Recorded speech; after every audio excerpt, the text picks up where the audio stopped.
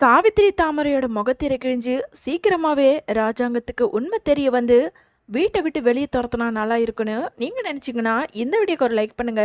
வாங்க வீடியோக்குள்ள போலாம். ராஜாங்கத்தோட சித்தப்பா எல்லா பொறுப்பையும் முடிவெடுக்கிறதையும் இங்க அப்பத்தா கிட்டேயே சொல்ல, அப்பத்தாவுமே என்ன முடிவெடுக்கிறதுன்னு தெரியாம இங்க சாமி கிட்ட ஒப்படைக்கிறாங்க.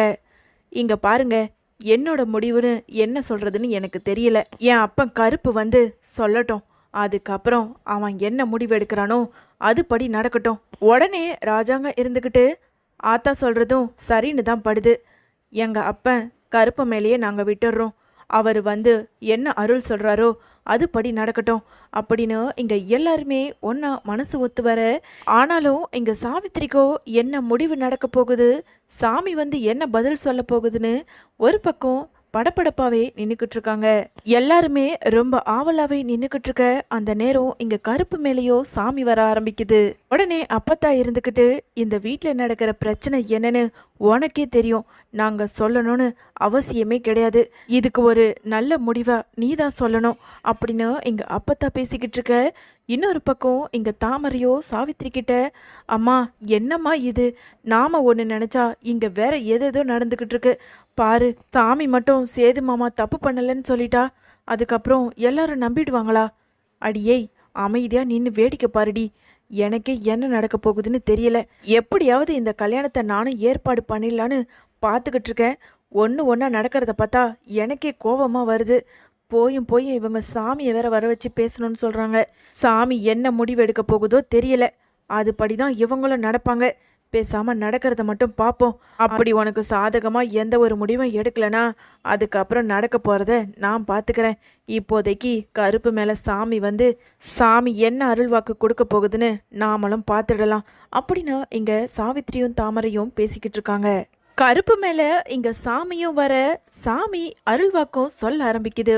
இந்த குடும்பத்துல என்ன பிரச்சனை இருக்குன்னு எனக்கு தெரியும், யாரு தப்பு பண்ணியிருக்காருதுன்னு எனக்கு தெரியும். அதை நிரூபிக்கணும்னா தீக்குழியில இந்த விஷயத்துல சம்பந்தப்பட்ட 2 பேருமே தீ மிதிக்கணும். அப்படி மிதிச்சாங்கன்னா தப்பு பண்ணவங்களுக்கு அந்த தீயே பதில் சொல்லும், தப்பு பண்ணாதவங்க நல்லபடியா வெளியே வருவாங்க அப்படின்னு இங்க சாமியோ அருள்வாக்கு சொல்ல, இதை கேட்டதும் இங்க அப்பத்தாவுமே, அதுக்கப்புறம் என்ன, சாமியே நல்லபடியா ஒரு முடிவை சொல்லியிருக்கு, சீக்கிரமாவே அதுக்கான ஏற்பாடை பண்ணிடலாம் அப்படின்னு அப்பத்தா சொல்றதை கேட்டதும் இங்க தாமரை இருந்துக்கிட்டு, அம்மா என்னம்மா இது, நான்லாம் தீ மிதிக்க மாட்டேன், இங்க பாரு எனக்கெல்லாம் அதை நினைச்சாலே பயம், பேசாம உண்மையை சொல்லிடலாமா, எனக்கு சேது மாமா வேண்டாம்.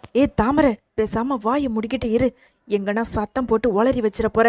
இப்போ என்ன உன்னை உடனேவா தீ மிதிக்க சொல்லிக்கிட்டு இருக்காங்க, நீ அமைதியா இரு, தீ மிதிக்கிற நேரத்துக்கு என்ன பண்ணணுமோ அதை நான் பண்ணிக்கிறேன் அப்படின்னு இங்க சாவித்திரி சொல்ல, உடனே இங்க தாமரை இருந்துக்கிட்டு, அம்மா உண்மையா நீ என்ன சொன்னாலும் பரவாயில்ல, என்னால எதுவும் பண்ண முடியாது, இங்க பாரு அந்த தீயை மிதிச்சு நான் அந்த தீயோட கருகி புசுங்கி போறதுக்கு பதிலா நான் உண்மையை சொல்லிடுறேன். மாமா தப்பு பண்ணல, அதனால கண்டிப்பா மாமா தப்பிச்சு வந்துருவாரு. ஆனா நான் சாமி சொன்ன மாதிரி அந்த தீயிலே விழுந்துட்டேனா அதுக்கப்புறம் என்னோட உயிர் போயிடுமா? நீ என்னன்னா அசால்ட்டா பேசிக்கிட்டு இருக்க, இங்க பாரு என்னாலலாம் தீ மிதிக்க முடியாது சொல்லிட்டேன், அவ்வளோதான் அப்படின்னு ரொம்ப பயத்தோட தாமரை சொல்லிக்கிட்டு இருக்க. உடனே சாவித்திரி இருந்துக்கிட்டு, இங்க பாரு தாமரை, அம்மாவை நீ நம்புறல, போமா, உன்னை நம்பி தான் இந்த மாதிரி ஒரு இடத்துல வந்து நின்றுக்கிட்டு இருக்கேன். இப்போ பாரு, தீ மிதி அதை மிதின்னு சொல்லிட்டு தேவையில்லாத சடங்கெல்லாம் பண்ண சொல்றாங்க. இவங்க 2 பேரும் பேசிக்கிட்டு இருந்ததை கவனிச்சுக்கிட்டு இருந்த இங்க அப்பத்தா இருந்துக்கிட்டு, அப்புறம் என்ன சாவித்ரி, அதான் சேது ஒத்துக்கிட்டான்ல தீ மிதிக்கிறதுக்காக, உன் பொண்ணு தாமரை தயாரா தானே இருக்கு அப்படின்னு அப்பத்தா கேட்க, இங்க மோகனாவுமே, என்ன சாவித்ரி அத்தை இவ்வளோ கேட்டுக்கிட்டு இருக்காங்க, நீயும் தாமரையும் பதிலே சொல்லாம அப்படியே அமைதியா நின்றுக்கிட்டு இருக்கீங்க, சேது உன் பொண்ணை கெடுத்ததா தானே இம்புட்டு நேரம் நீ பேசிக்கிட்டு இருந்த, அப்போ உன் பதில சொல்லு, ஒழுங்கா தாமரைய தீ மிதிக்க சொல்லு, அதுக்கப்புறம் தெரியும் யாரு மேல தப்பு இருக்குன்னு. இன்னொரு பக்கம் இங்க சேதுவுமே, இங்க பாருங்க நான் எந்த தப்பும் பண்ணல, தாமரைய நான் கெடுக்கல, எனக்கு நல்லா தெரியும், எனக்கு நம்பிக்கை இருக்கு, என் மனைவியும் என் மேல நம்பிக்கை வச்சிருக்கா, அதனால கண்டிப்பா நான் இந்த தீயை மிதிக்க ஒத்துக்கிறேன். அப்புறம் என்ன, தப்பு பண்ணான்னு சொல்லிட்டு பழிய போட்டிங்களே, சேதுவே ஒத்துக்கிட்டான், நீ எதுக்காக அமைதியா இருந்துகிட்டு இருக்க அப்படின்னு சன்னாசியும் பேச, இன்னொரு பக்கம் இங்க சாவித்திரியுமே, ஏ தாமரை, வாயை திறந்து சொல்லுடி, நான் தீய மிதிக்கிறேன்னு. நீ அமைதியா இருக்கிறத பார்த்தா அதுக்கப்புறம் நம்ம மேல தான் தப்பு இருக்குன்னு எல்லாரும் கண்டுபிடிச்சு அதுக்கப்புறம் அசிங்கப்படுத்திடுவாங்க. வீட்டை விட்டு வெளியே அனுப்பிடுவாங்க.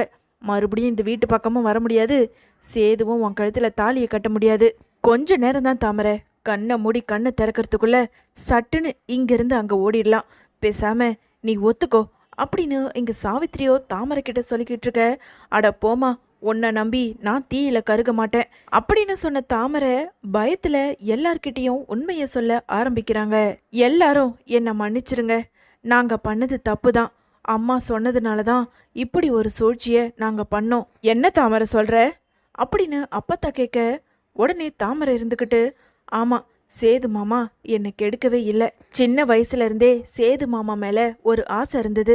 அந்த ஆசையினால தான் அவரை கணவராக்கிக்கணும்னு சொல்லிட்டு அம்மா கிட்ட எத்தனையோ தடவை சொல்லியிருக்கேன். அதனால தான் அம்மாவும் இந்த மாதிரி ஒரு வேலையை பண்ணிட்டாங்க. கேக்கில் அம்மா தான் மயக்க மருந்து கலந்தாங்க. அந்த கேக்கை சாப்பிட்டு தான் மாமா மயங்கி விழுந்துட்டாரு.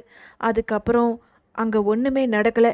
நான் எப்பவும் போல என்னோட ரூமுக்கு வந்துட்டேன். மறுநாள் காலையில் அம்மா என்னை எப்பவும் போல அங்கே போய் மாமா பக்கத்தில் படுத்துக்கோ, உன்னை கெடுத்த மாதிரி ஒரு நாடகம் ஆடிடலாம், அதுக்கப்புறம் சேது கண்டிப்பாக உன் கழுத்தில் தாலியை கட்டுவான் அப்படின்னு ஒரு நாடகத்தை நடத்த சொன்னாங்க. அதே மாதிரி தான் நானும் பண்ணேன். மற்றபடி நான் இந்த தீயை மிதிக்கவே மாட்டேன். எனக்கு பயமாக இருக்குது. ஒருவேளை நான் போய் சொல்லி அந்த தீயில விழுந்து செத்து போயிட்டேனா அதுக்கப்புறம் எனக்கு ஏதாவது ஆயிடும். நான் உண்மையாகவே சொல்கிறேன், அம்மா தான் இது எல்லாத்துக்கும் காரணம். அவங்க தான் இதுக்கு திட்டம் போட்டு கொடுத்தாங்க அப்படின்னு தாமரை பயத்தில் எல்லா உண்மையையும் சொல்ல, இதையெல்லாம் கேட்டுக்கிட்டு இருந்த இங்கே அப்பத்தா இருந்துக்கிட்டு, அப்போ சாவித்ரி, தாமரை சொல்கிறதெல்லாம் உண்மையா? நீயும் தாமரையும் சேர்ந்து தான் இப்படி ஒரு சதி வேலையை பண்ணியிருக்கீங்களா? அப்படியே உத்தமை மாதிரி என்னமோ தப்பே பண்ணாத மாதிரி என் பேர மேல நீ பழிய போட்டு பேசுன. இப்போ உன் முகத்தை எங்க வைக்க போற? ஐயா ராஜாங்கம், இனிமே இவளை நீ சும்மாவே விடாதையா. எம்புட்டு பெரிய பொய்ய சொல்லி என் பேர மேல பழிய போட்டு எப்படி பேசியிருக்காங்க. நீ சும்மாவே விடாதையா. நல்ல வேலை, என் அப்பன் கருப்பன் வந்து சொல்ல வச்சுதான் இப்போ எல்லா உண்மையும் தெரிய வந்திருக்கு. இன்னொரு பக்கம் இதையெல்லாம் கேட்டுக்கிட்டு இருந்த இங்க ராஜாங்கம், ஏ சாவித்ரி, என்னமோ என் பையன் மேலதான் தப்பு இருக்க மாதிரி போலீஸ் எல்லாம் போய் கூட்டிட்டு வந்தியே. பத்திரிக்கைக்காரங்க மீடியாக்காரங்கன்னு சொல்லிட்டு எங்க எல்லாரையும் அவமானப்படுத்த இருந்தியே. இப்போ உன் முகத்தை எங்க வைக்க போற? எதுக்காக இப்படி ஒரு காரியத்தை பண்ண? நாங்க என்ன உனக்கு துரோகம் பண்ணோம்? உனக்கு யாருமே இல்லைன்னு சொல்லிதானே இந்த குடும்பத்தில் உனக்கு உட்கார வச்சு சாப்பாடும் போட்டு உன்னையும் பார்த்துக்கிட்டோம், உன் பொண்ணையும் பார்த்துக்கிட்டோம். அந்த நன்றி கொஞ்சம் கூட இல்லாமல் இப்படி ஒரு வேலையை பண்ண உனக்கு எப்படி மனசு வந்தது? சன்னாசி, முதல்ல இவங்க 2 பேரை அடித்து வீட்டை விட்டு வெளியே துரத்து அப்படின்னு ராஜாங்க சொன்னதை கேட்டதும் உடனே இங்கே சாவித்திரி இருந்துக்கிட்டு, அண்ணே என்னை மன்னிச்சிருண்ணே. தாமரைக்கு சேது மேலே ரொம்ப ஆசை. அவள் கல்யாணம் பண்ணா சேதுவை தான் கல்யாணம் பண்ணுவேன்னு ஒத்த காலில் இருந்தா. அதனால தான் இப்படி ஒரு நாடகத்தை நடத்தினா கண்டிப்பாக சேது தாமரை கழுத்தில் தாலியை கட்டுவான்னு சொல்லிட்டு நானும் இப்படி ஒரு வேலையை பண்ணிட்டேன். என்னை மன்னிச்சிருண்ணே. தாமரையும் பாவம் தானே. சின்ன வயசுலேருந்து சேது மேலே உயிருக்குயிராக இருந்தா. திடீர்னு எங்கேருந்தோ இந்த தமிழ்ச்செல்வி வந்து தாலியை வாங்கிக்கிட்டா.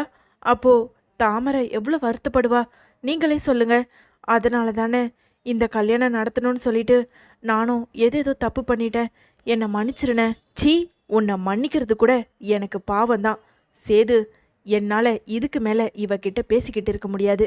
ஆக வேண்டியதை பார்த்து உடனே இவங்களை வீட்டை விட்டு வெளியே அனுப்பு அப்படின்னு ராஜாங்கம் சொல்ல, உடனே சேது இருந்துக்கிட்டு, அப்பா, உங்களையே இவங்க ஜெயிலில் பிடிச்சி கொடுத்தவங்க தானே, அதே மாதிரி என் மேலே பழிய போட்டாங்கன்னு சொல்லிட்டு நான் போய் ஸ்டேஷனில் கம்ப்ளைண்ட் கொடுத்து இவங்க 2 பேரையும் அரெஸ்ட் பண்ண சொல்கிறேன்ப்பா. கூட்டிகிட்டு போய் ஜெயிலில் வச்சு முட்டிக்கு முட்டி தட்டினாதான் இவங்களுக்கெல்லாம் புத்தி வரும். இப்படி ஒரு கேடு கெட்ட வேலையை பார்த்து என்னையே கல்யாணம் பண்ணிக்கணும்னு சொல்லிட்டு தமிழ்ச்செல்வியோட வாழ்க்கையை அழிக்கணும்னு நினச்ச இவங்களை நம்ம சும்மா விடக்கூடாதுப்பா.